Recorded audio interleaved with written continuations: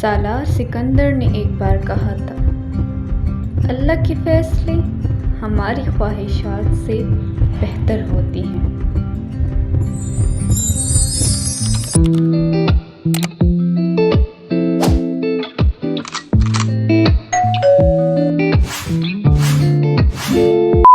السلام علیکم guys, it's me Zunaira Ayaz and welcome to my channel.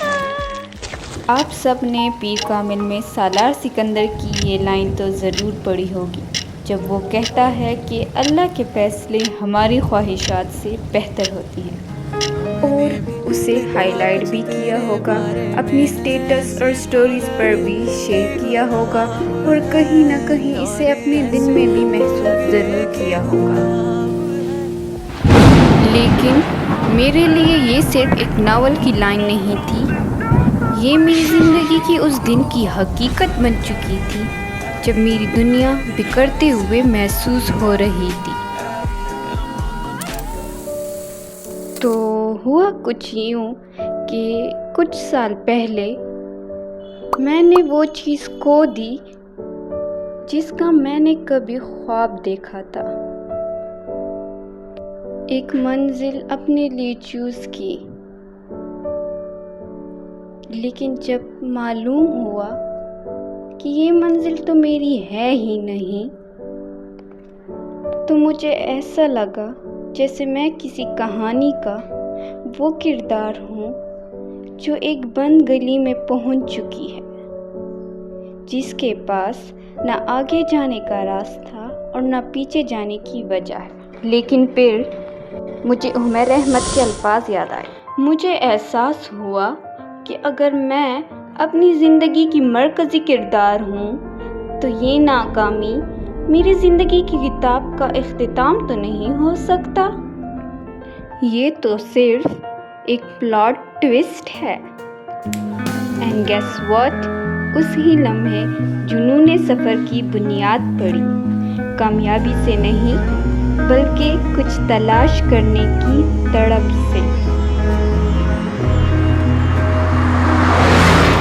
کیونکہ اب سے میں اپنی زندگی کو ایک ناول کے طور پر دیکھتی ہوں، کیونکہ نمل یا جنت کے پتے جیسے ناولوں میں ہیرو پہلے باب میں ہی ہیرو نہیں بن جاتا، انہیں تو آزمایا جاتا ہے۔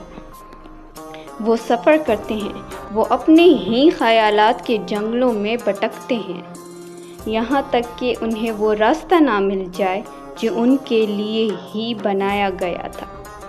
میری زندگی کا چیپٹر بھی ایک سلسلہ ہے، کچھ کا عنوان خسارہ ہے تو کچھ کا نامعلوم، اور کچھ کا جیسے کہ آج ہم ایک نئے باب کا آغاز کر رہے ہیں تو اس کا عنوان ہوا آغاز، اور اسی طرح جنون سفر کا آغاز ہوتا ہے۔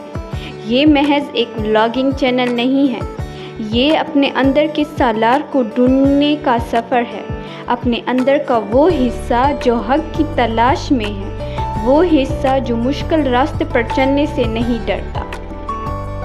ہر عظیم کہانی کو ایک گواہ کی ضرورت ہوتی ہے، رائٹ؟ تو آئیں میرے ساتھ میری زندگی کی کہانی کی گواہ بنیے اور مل کر جنون سفر پر ایک ایسی کہانی سنائیں جو کبھی محسوس نہ ہوئی ہو۔ یاد رکھیں، ہماری زندگیوں کا آتھر بہترین تخلیق کار ہے، تو بس اپنے پلاٹ ٹویسٹ کا ویٹ کریں اور جنون سفر کو سبسکرائب کریں، اور آئیں مل کر اگلا باب لکھتے ہیں۔ Thank you so much, take care, اللہ حافظ۔